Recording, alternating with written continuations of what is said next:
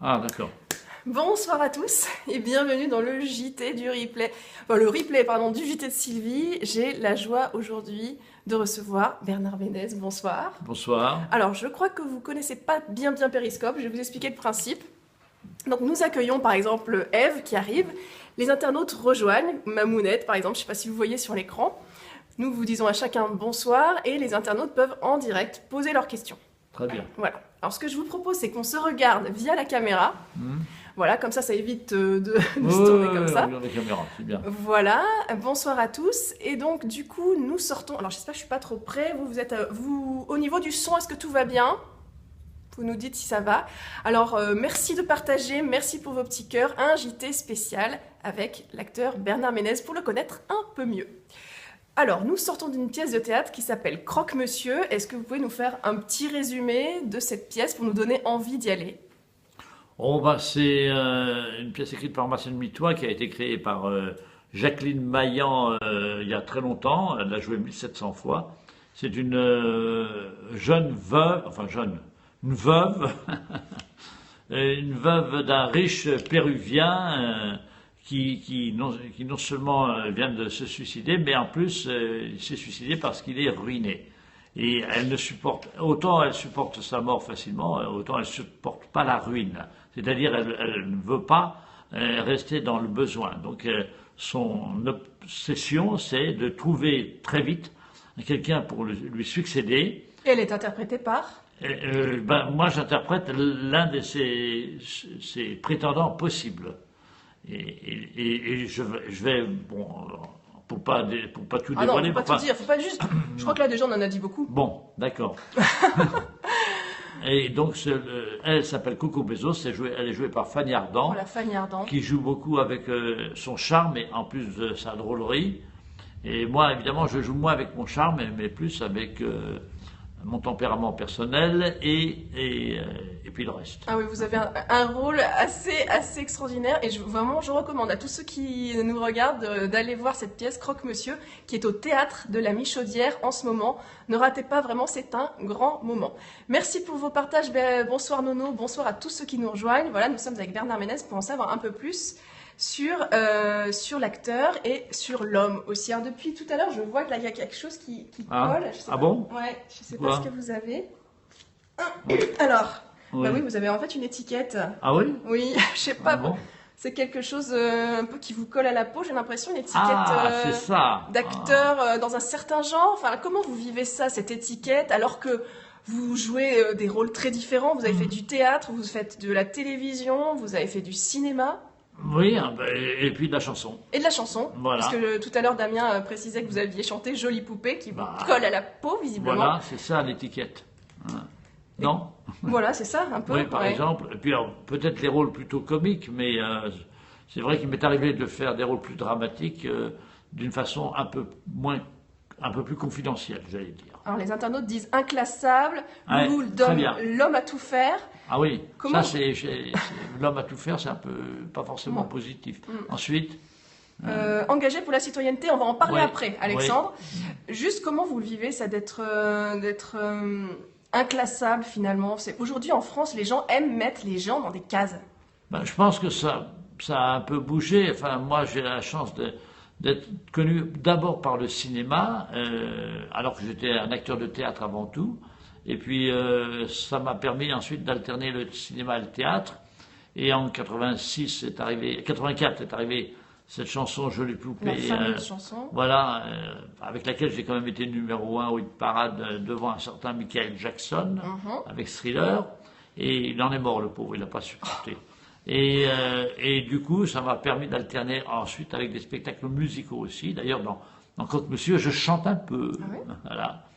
Et alors, ça m'a permis aussi peut-être, comme je suis rentré à la Comédie Française en 1995, ça m'a permis aussi d'intégrer parfois des troupes dans le théâtre dit public, théâtre, voilà, et ce qui fait que ça m'a évité d'être complètement coincé dans le théâtre privé comique uniquement.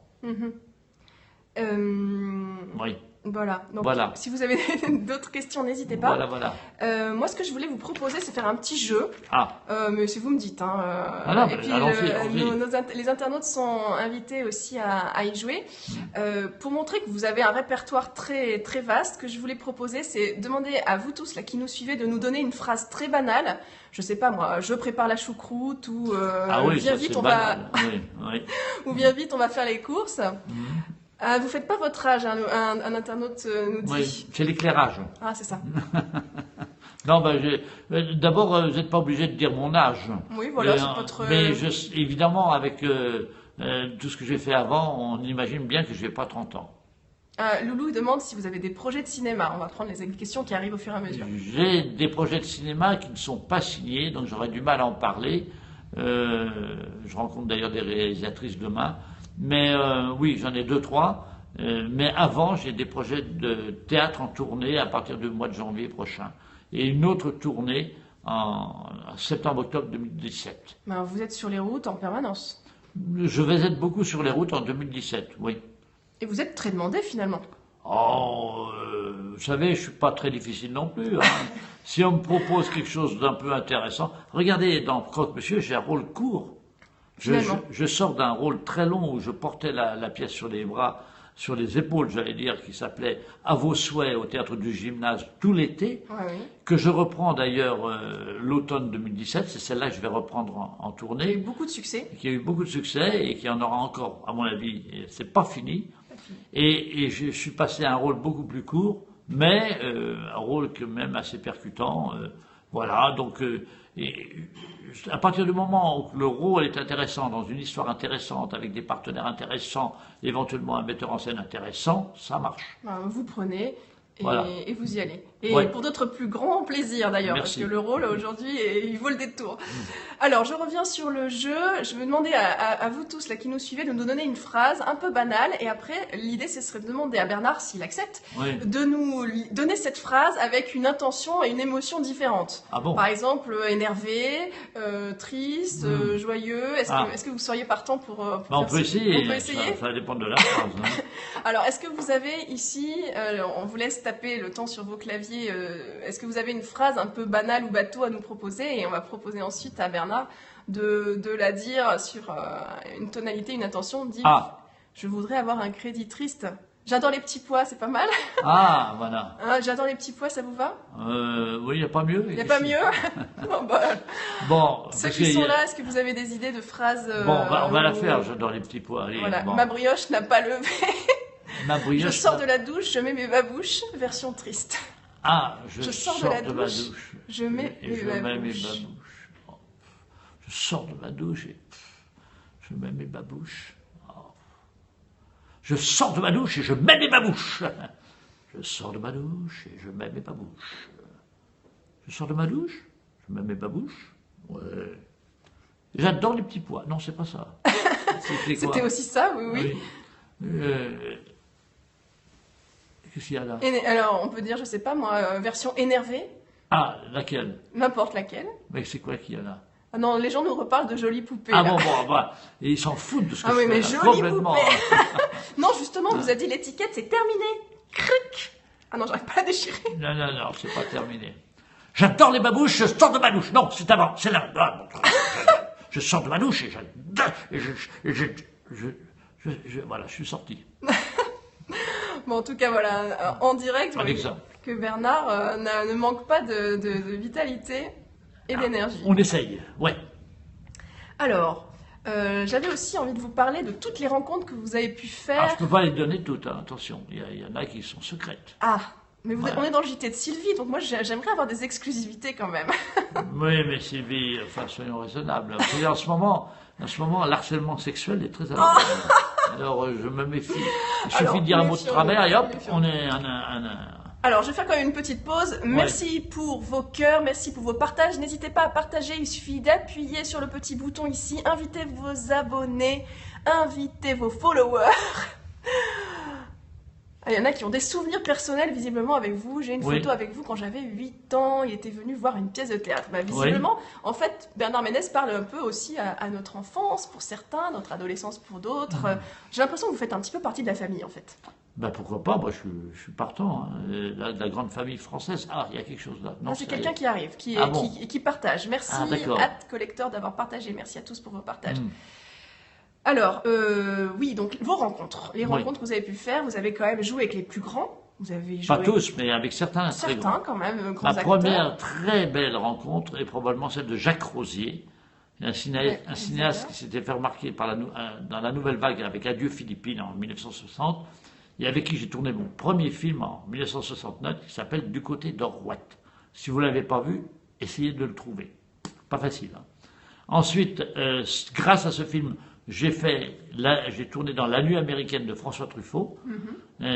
Fanny Ardant le connaît bien d'ailleurs, et l'a bien connu plutôt. Et ensuite, ça a entraîné Pleure pas la bouche pleine, puis Le Chaud Lapin de Pascal Thomas. Et donc, la rencontre avec Rosier a entraîné deux rencontres importantes, François Truffaut et Pascal Thomas. Pour le cinéma, il y en a eu quelques autres, style Georges Lautner, style Édouard Molinaro, style récemment Jean-Pierre Mocky, etc. Et vous avez joué aussi avec Michel Galabru, Oui, Michel bien sûr. Serrault. Oui, Vous au avez- cinéma. Au cinéma. Oui, uniquement. Également Louis de Funès. Oui, ah oui, Lavar. Un grand souvenir parce que j'avais été voir un an avant De Funès pour lui demander s'il avait trouvé son acteur pour jouer le rôle de la flèche, et je m'apprêtais à partir en lui disant, il me disait non, non, je ne l'ai pas encore trouvé.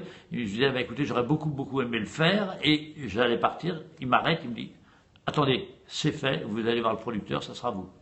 Formidable, non? Direct. Direct. Alors, c'est gentil. Merci à tous pour vos commentaires et vos, et vos cœurs.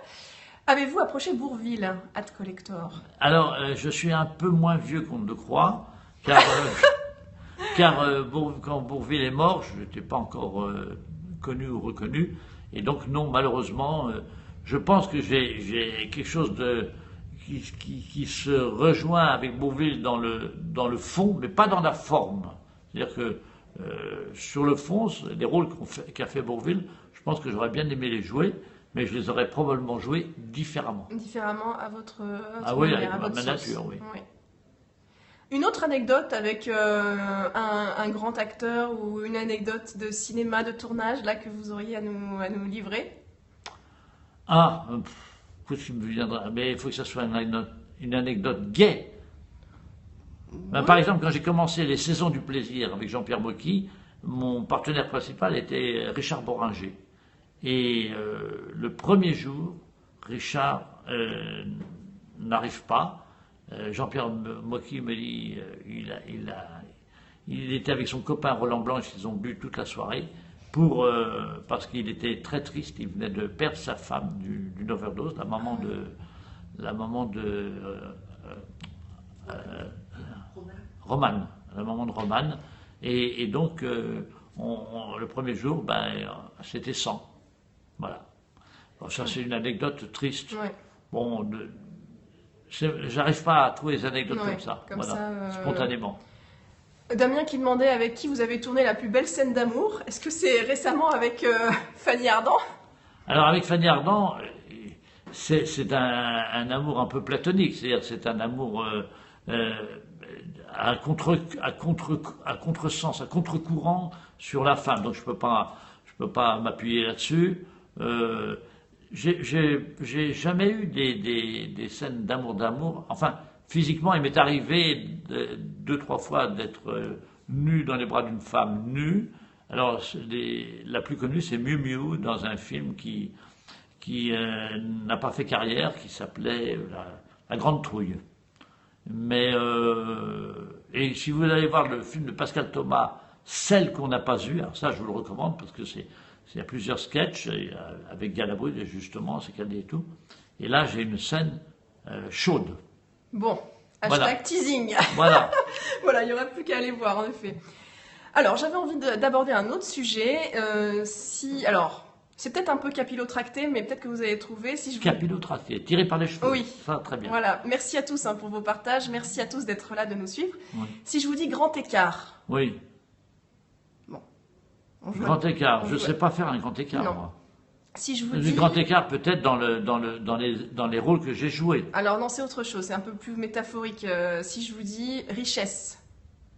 Richesse. Je sais pas, croque-monsieur, non, Non, si non. je vous dis engagement. Ah, engagement politique. Mhm. Ah, oui. Oui, je me suis présenté 2 fois aux élections législatives dans le 15e arrondissement et 1 fois aux élections européennes. En fait, j'avais envie, à partir du moment où j'avais un peu de notoriété, de mettre cette notoriété au service, des autres. Parce que je pense que, en gros, depuis la fin de la guerre, c'est-à-dire De Gaulle et compagnie, l'écart entre les plus riches et les plus pauvres n'arrête pas d'augmenter. Les politiciens politiques n'arrêtent pas de nous dire qu'ils vont faire quelque chose. Et ils continuent à se gaver, toujours de plus en plus. Et c'est insupportable. Voilà. Donc, je voulais dénoncer ça, non seulement dénoncer, mais lutter et proposer éventuellement, si j'étais député, à l'Assemblée, dans des questions écrites, D'y aller, quoi. d'y aller. Mais les gens avaient l'air dans la rue, quand je me suis présenté, de me suivre, parce que j'étais derrière aucun parti. Hein. Je n'avais pas de parti, je n'ai jamais été encarté, comme on dit. Et ils avaient l'air de comprendre et de me suivre, mais au moment de voter, il en manquait beaucoup. Ah, c'était plus là. Voilà. Dans la rue, oui, mais pas Voilà. pas dans les urnes. Et du coup, votre engagement aujourd'hui? Alors, sur la politique, bien sûr, je vais arrêter, parce que vous savez, quand vous faites ça avec... vous dépensez beaucoup d'énergie, l'argent, c'était le mien, et le temps, à un moment, il faut savoir constater les choses, l'état des lieux. Alors, par contre, comme je suis depuis déjà plus de 12 ans, non, 14 ans, administrateur de l'ADAMI. ADAMI, ça veut dire Administration des droits des artistes et musiciens interprètes. Je défends par là même les droits de mes collègues interprètes à travers cette société. Et là, j'ai l'impression de faire une politique utile. Voilà, c'est votre manière de vous engager dans la société et de défendre tout ça. En plus de ça, je suis aussi président des Polymusclés, un club de foot. Polymusclés? Les Polymusclés, Ah oui, musclés de partout. Un club de foot qui réunit des artistes, des journalistes et des anciens sportifs, et le tout au profit des handicapés. Et tous les ans, nous organisons des matchs de foot ou des séances de théâtre. Et l'argent récolté, tout le monde est parfaitement bénévole, donc il n'y a pas de détournement de fonds, quoi que ce soit, dans la poche. Au contraire, on se déplace à nos frais, et l'argent récolté va aux handicapés. Ah ben en fait derrière Vince, en fait, si tu n'as rien d'autre à dire, tu n'es pas obligé de rester. Si, voilà. Alors en fait derrière l'acteur, l'homme de cœur, en fait, j'ai l'impression. Je pense, oui, mais vous savez, la plupart des gens sont des hommes de cœur, des femmes de cœur. C'est pas un problème. Surtout sur Periscope, vous voyez, on vous envoie plein de cœurs. Ah, c'est Voilà. gentil ça. Merci en tout cas. Mais on n'est pas obligé non plus de le claironner à tout va, parce que d'abord, l'impact n'est pas forcément à la hauteur de ce qu'on souhaiterait, et ensuite, il ne faut pas non plus en faire comment j'allais dire, un argument pour se faire valoir, parce que ça, se faire valoir politiquement ou humainement, parce que ça se sent, hein, on le voit bien chez certains. Donc vous œuvrez plutôt dans la discrétion et c'est tout à Je votre crois honneur que c'est aussi. un minimum de discrétion, je ne sais pas cacher, discrétion. Alors, Ad Collector demande si vous avez des souvenirs de la Belgique, qui est un pays où on fait beaucoup de cinéma. Oui, j'ai un grand souvenir de la Belgique dans les années 70-80, parce que tous les films que je faisais, ou même les pièces de théâtre, j'ai beaucoup joué au théâtre en Belgique à cette époque-là, avec des tournées qui s'appelaient les tournées Herbert Kersenty ou les tournées Barret. Et à cette époque-là, les Français... j'allais même jouer en pays flamand. J'ai joué des grandes pièces de théâtre à des endroits comme Ostende, comme Gand, comme Knokke-le-Zout, voilà. Knokke-le-Zout. Oui. C'est très joli. C'est une très belle station balnéaire sur la mer du Nord. Et c'est une époque un peu révolue, parce que les acteurs belges trouvaient qu'on leur prenait un petit peu la place, et Tu n'avais pas tort d'ailleurs. Le problème, c'est l'échange. Il faut échanger avec la Belgique. Et à ce moment-là, tout se passe très bien, parce que le public belge est formidable. La mentalité belge, bon, je connais plus la mentalité wallonne, bien sûr, mais la mentalité belge est super. Et j'ai l'impression que plus on monte vers le nord, plus les publics sont... Mais même en France, le public nordiste ou le public de l'Est, du Nord-Est, est bien plus chaleureux que le public du Sud, hein, c'est clair. Quel regard vous portez, vous êtes un homme engagé, quel regard vous portez aujourd'hui sur notre société? Elle dérive terriblement. Alors, bien sûr, il faut admettre le progrès technique, si on peut appeler ça un progrès, en tout cas, tout ce qui est numérisation, tout ce qui est... Ça, il faut faire avec, parce que c'est incontournable, Internet en particulier. Mais il y a d'énormes dérives, je veux dire, sur le plan de l'écart des salaires, sur le plan des laissés pour compte, qui sont de plus en plus nombreux. Je veux dire, vous avez des masses d'argent monumentales entre les mains d'un petit nombre, et ça, on le sait que c'est valable dans le monde entier, et qu'ils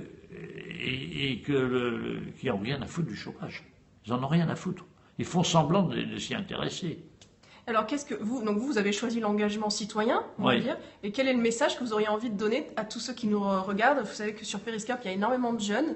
Qu'est-ce que vous auriez envie de leur dire? À l'occasion prochaine des présidentielles et des prochaines législatives, soyez attentifs aux candidats qui voudraient bien mettre en avant la répartition des richesses, qui voudraient bien mettre en avant de modifier cette répartition des richesses. Je prends un exemple très simple. En 2002, les députés de droite comme de gauche avaient le droit, quand ils étaient battus, à 6 mois d'indemnité, on ne devrait pas appeler ça l'indemnité d'ailleurs, à 6 mois d'indemnité avant de se recaser dans la société civile, ce dont ils n'avaient absolument pas besoin, parce qu'ils ont tous des bonnes situations. Mais ça ne leur suffisait pas, et ils se sont votés tous ensemble, gaiement, non pas 6 mois, mais 5 ans, c'est-à-dire 60 mois, le temps d'une législature, pour pouvoir tenir le coup jusqu'à l'élection suivante. Alors, qu'ils reviennent en arrière déjà, pour nous montrer leur bonne volonté, qu'ils reviennent en arrière, ne serait-ce que là-dessus. Ce sera intéressant. Attention, Bernard Ménez, je sens que ça le prend oui, vraiment... ça va m'énerver bientôt. Non, voilà, ça va pas tarder. Non. Tout va. Alors, il y en a qui demandaient si c'était le vrai Bernard Ménez. Alors, on est deux, parce que je ne peux pas aller partout, alors j'ai un sosie qui des fois me remplace. Mais là, on a le vrai. C'est pas le sosie, hein, ça, c'est pas le sosie. Oui, et puis, peut-être une invitation aussi, peut-être alors, il y a la politique, effectivement, mais peut-être aussi que chacun, à notre niveau, à notre place, est-ce que nous n'avons pas notre petit engagement citoyen à trouver aussi chacun à notre mesure, peut-être aussi? Mais vous savez, il y a beaucoup de gens qui se dépatouillent avec leurs moyens pour vivre déjà correctement, voire survivre. On ne peut pas leur demander, en plus de ça, de se serrer la ceinture pour faire plaisir à ceux d'en haut, là. Moi, je pense que c'est plus dans le dialogue, dans l'expression directe, comme on dirait, l'expression, et dans tous les cas de figure, dans tous les votes possibles et imaginables. Regardez, il va y avoir 2 primaires à gauche, une primaire qui va faire 2 votes, à droite une primaire qui va faire 2 votes, ensuite il va y avoir les votes présidentiels, ensuite on va pas arrêter de voter là jusqu'à le mois prochain, pendant les 5-6 mois qui arrivent, sans compter quand viennent les municipales, quand viennent les votes, les cantonales, etc. Faut pas hésiter à bousculer l'establishment, hein, parce que on s'en sortira pas sinon. Alors il y a aussi les pétitions. Je vois le cas de Notre-Dame-des-Landes. J'espère quand même qu'ils vont finir par céder, ne pas faire cet aéroport qui coûte une fortune et qui ne servira à rien. On sait très bien qu'à Nantes, l'aéroport existant est largement suffisant et on n'a pas besoin c'est comme cette tour que Madame Hidalgo veut mettre à Paris, alors qu'il y a des bureaux libres un peu partout dans Paris.